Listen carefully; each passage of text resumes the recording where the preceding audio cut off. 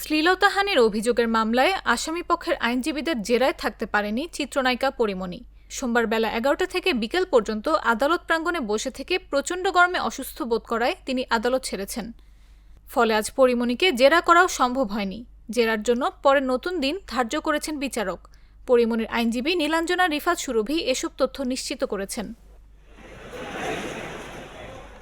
এদিন ব্যবসায়ী নাসির উদ্দিন মাহমুদ ও তুহিন সিদ্দিকী অমিসহ ৩ জনের বিরুদ্ধে চিত্রনায়িকা পরীমনিকে শ্লীলতাহানির অভিযোগে করা মামলার আসামিপক্ষের জেরার দিন ধার্য ছিল।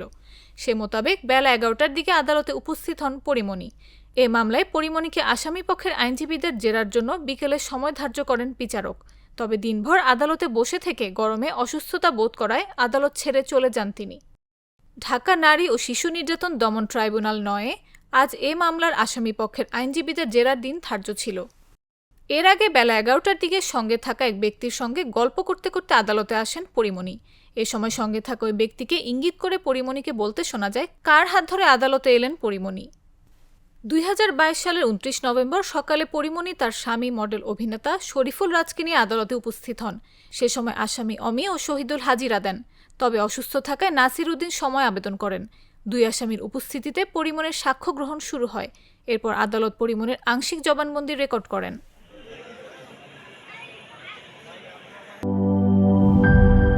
মাঠের অলরাউন্ডার আমি, আর ঘরের allrounder Tilex. Tilex toilet cleaner, clean মানেই টাইলক্স।